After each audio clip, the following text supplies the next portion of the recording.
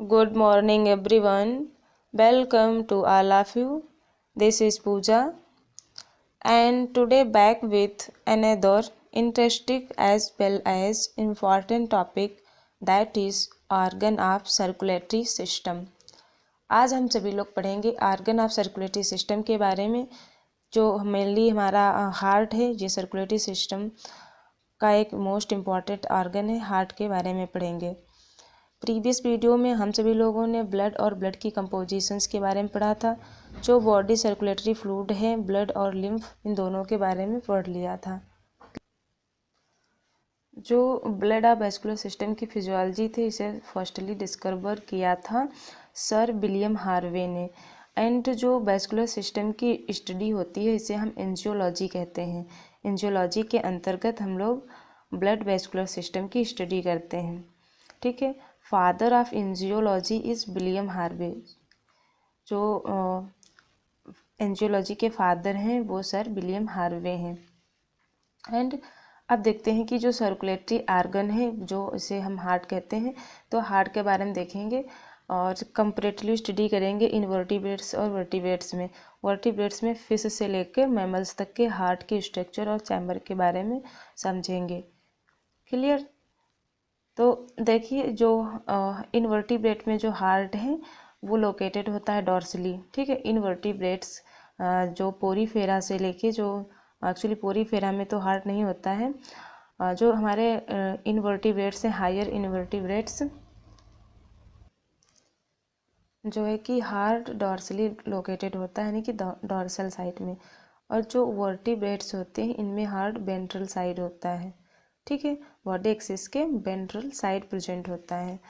And heart में mainly 4 chambers होते हैं, 2 नेसेसरी हार्ट चैम्बर और 2 अननेसेसरी हार्ट चैम्बर या फिर एक्सेसरी चैम्बर। जो नेसेसरी हार्ट चैम्बर है, इसके अंदर ऑरिकल और वेंट्रिकल आता है।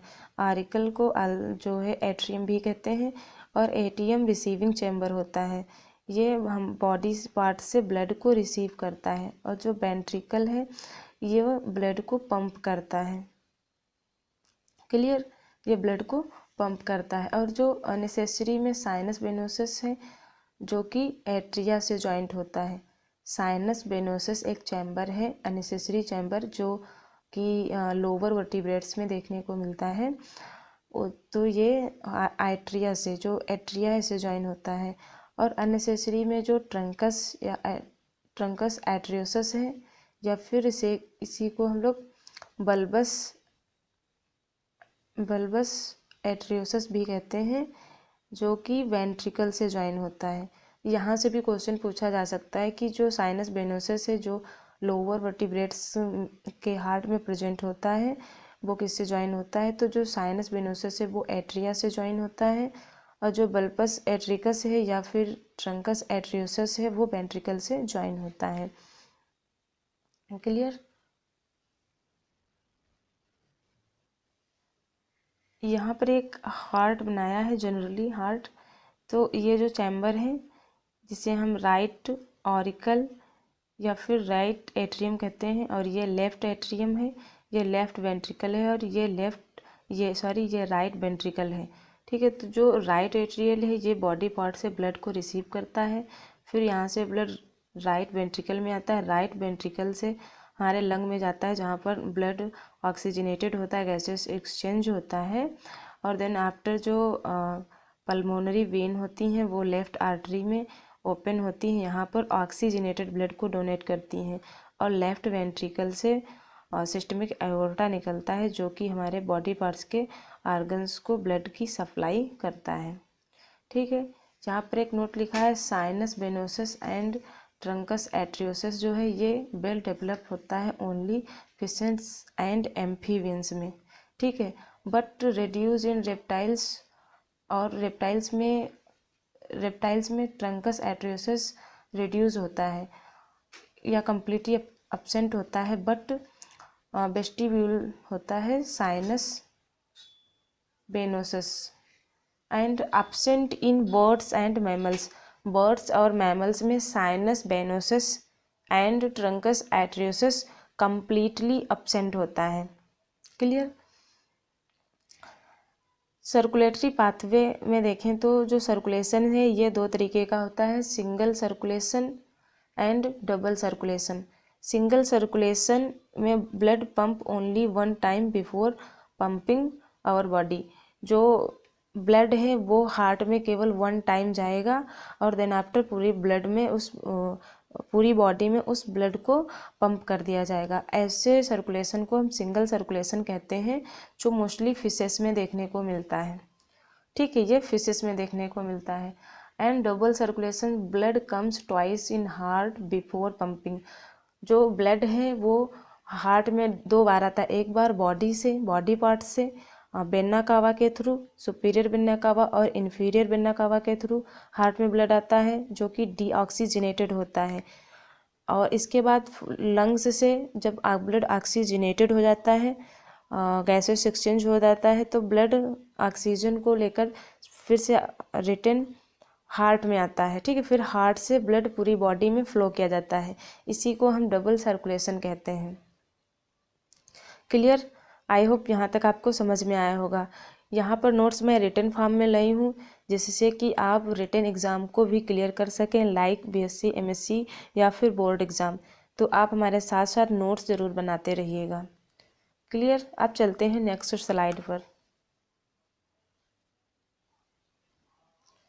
सिंगल सर्किट हार्ट, जो कि सिंगल सर्कुलेशन का पाथवे होता है, वो केवल फिशेस में फॉलो होता है। तो ये यहाँ पर हमने फिश का हार्ट बनाया है, जहाँ पे हमें सिंगल सर्कुलेशन देखने को मिलता है। ये फिश की बॉडी है, बॉडी पार्ट से डीऑक्सीजनेटेड ब्लड साइनस वेनोसस में इंटर करता है। साइनस वेनोसस से फिर ये ब्लड एट्रियम में जाता है। अभी भी ये डीऑक्सीजनेटेड ब्लड है, दैट मीन्स ऑक्सीजन का अमाउंट लो है और कार्बन डाइऑक्साइड का अमाउंट हाई है। ठीक है, या फिर उसी के साथ साथ अदर गैसेस का भी अमाउंट हाई है, बट ऑक्सीजन का अमाउंट वेरी लो है। तो यहाँ पर डीऑक्सीजनेटेड ब्लड आया, फिर ट्रंकस एट्रियोसिस में आया, ट्रंकस एट्रियोसिस से वेंट्रिकल में गया। ठीक है, अब भी पूरे हार्ट में ब्लड कैसा है? डीऑक्सीजनेटेड है। अब ये हार्ट से होते हुए ब्लड गिल्स में जाएगा, जहाँ पर गैसेस एक्सचेंज होगा। दैट मीन्स यहाँ पर जो कार्बन डाइऑक्साइड है उसे पास आउट कर दिया जाएगा गिल्स के थ्रू वाटर में या फिर बाहर एनवायरनमेंट में, और ऑक्सीजन को वाटर से ले लिया जाएगा। अब ये ब्लड कैसा हो जाएगा? ऑक्सीजनेटेड। और इस ऑक्सीजनेटेड ब्लड को बॉडी पार्ट्स को फिर से दे दिया जाएगा।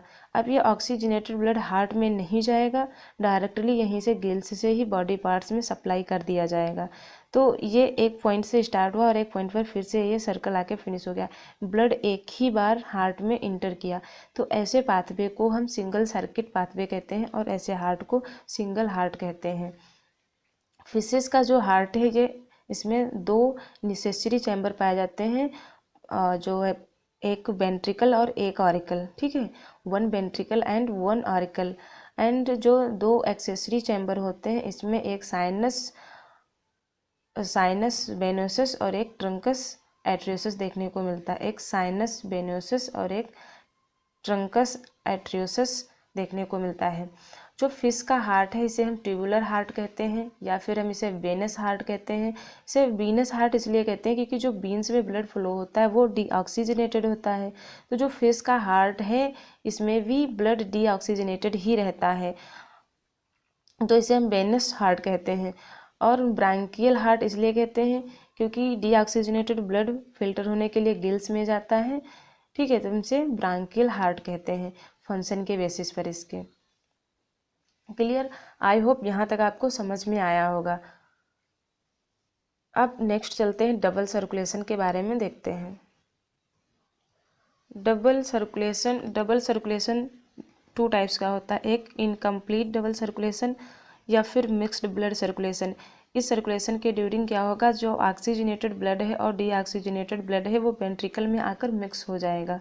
ठीक है, एम्फीबियंस और रेप्टाइल्स में इनकम्प्लीट डबल ब्लड सर्कुलेशन देखने को मिलता है। एम्फीबियंस में 3 चैम्बर प्रेजेंट होते हैं, 2 ऑरिकल और 1 वेंट्रिकल। ठीक है, और रेप्टाइल्स में 2 ऑरिकल एंड 1.5 वेंट्रिकल प्रेजेंट होता है, 1.5 वेंट्रिकल प्रेजेंट होता है।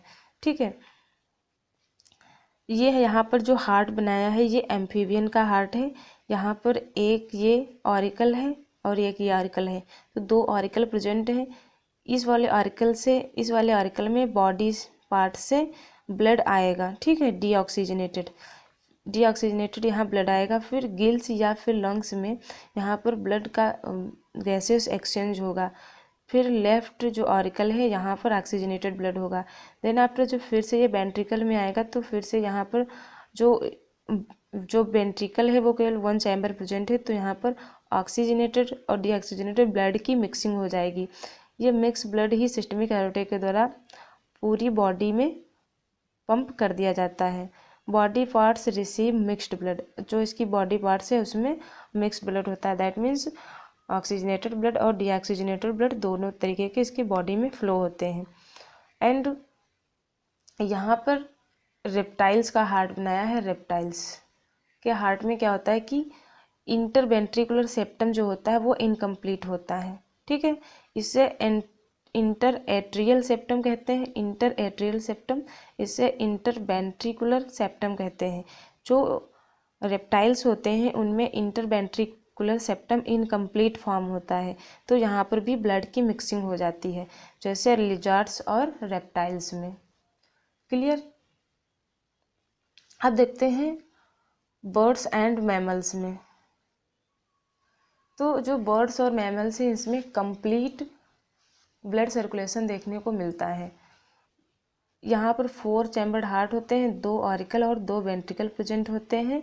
Hence no mixing of blood, यहाँ पर ब्लड की मिक्सिंग नहीं होती। यहाँ ऑक्सीजनेटेड और डीऑक्सीजनेटेड ब्लड अलग अलग चैम्बर में रहता है, और जो बॉडी पार्ट्स को ब्लड पंप किया जाता है वो ओनली ऑक्सीजनेटेड ब्लड ही पंप किया जाता है।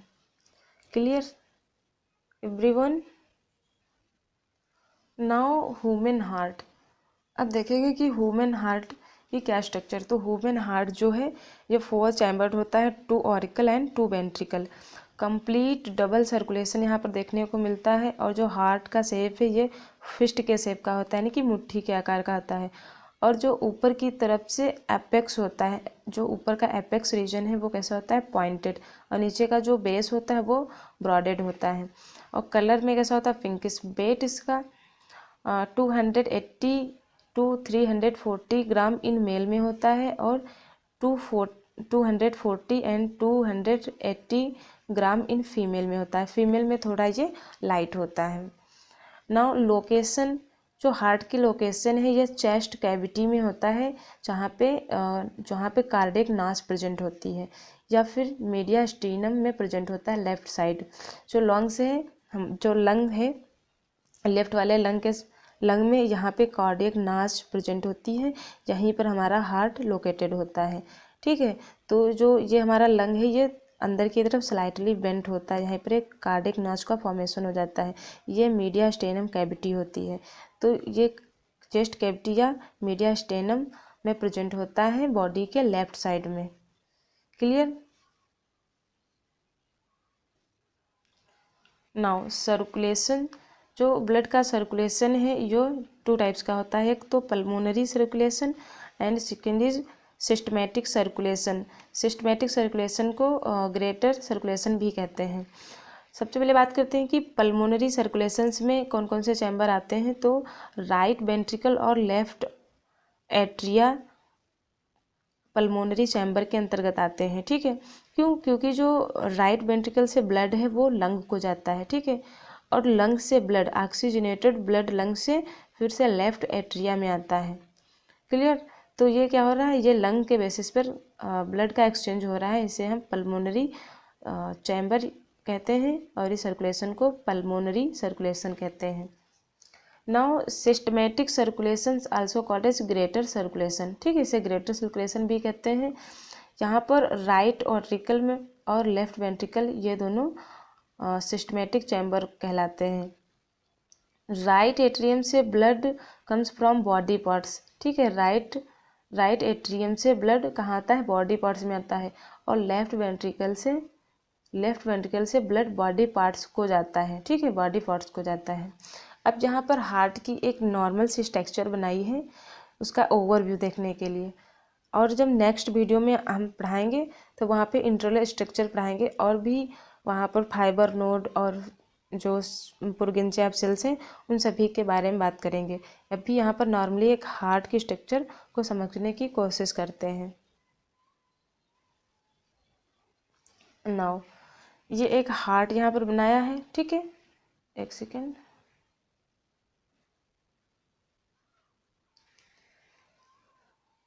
ये आपका लेफ्ट एट्रियम है, ठीक है, या लेफ्ट ऑरिकल है। ये राइट ऑरिकल है।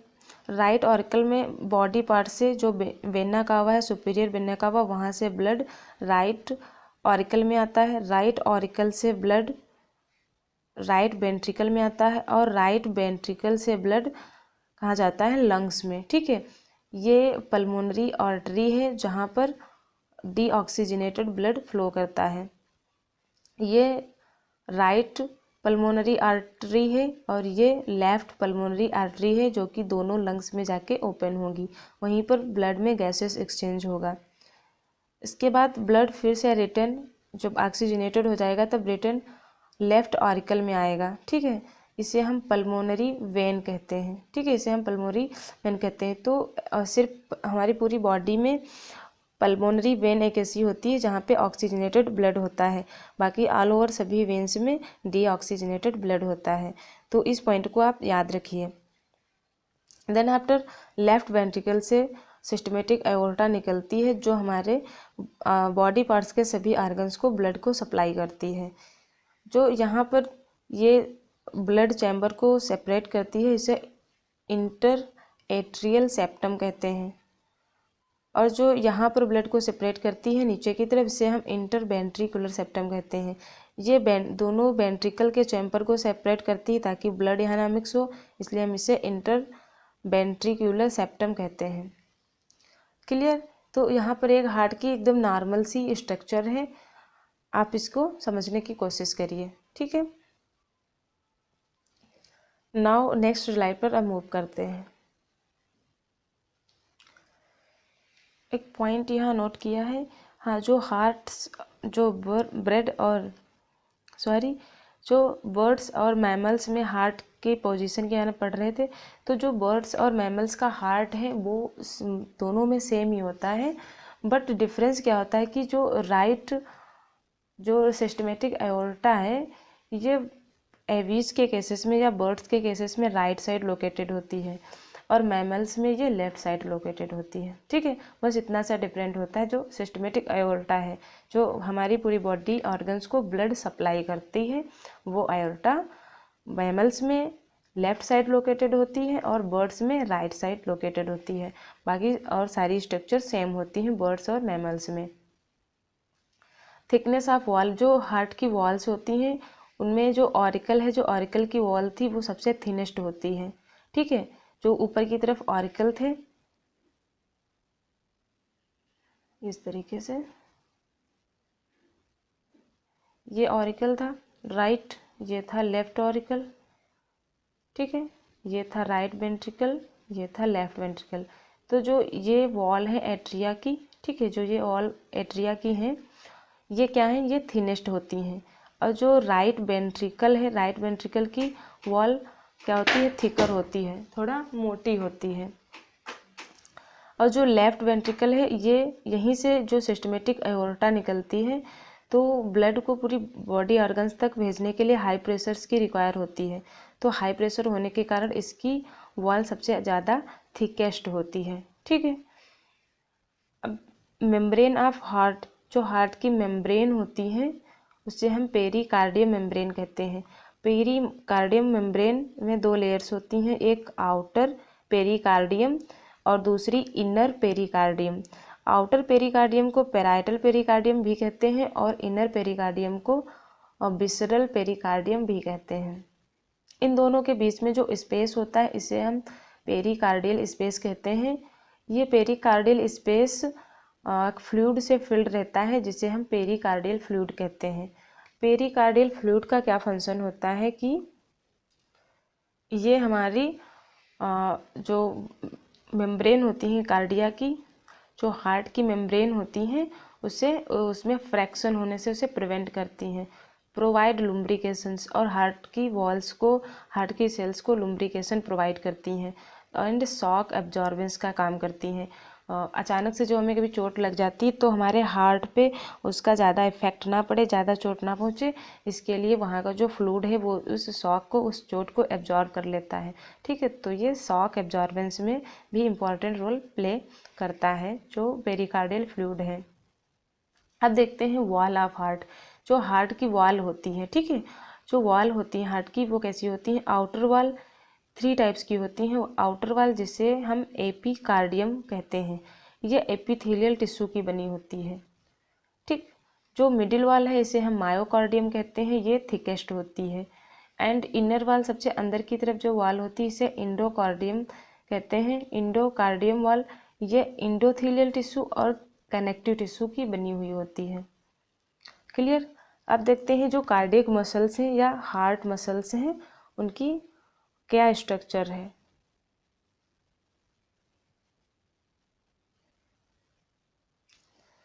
तो कार्डियक मसल्स जो हैं या फिर हार्ट मसल्स हैं, ये स्ट्रक्चरली और फंक्शनली अलग अलग तरीके से फंक्शन परफॉर्म करती हैं।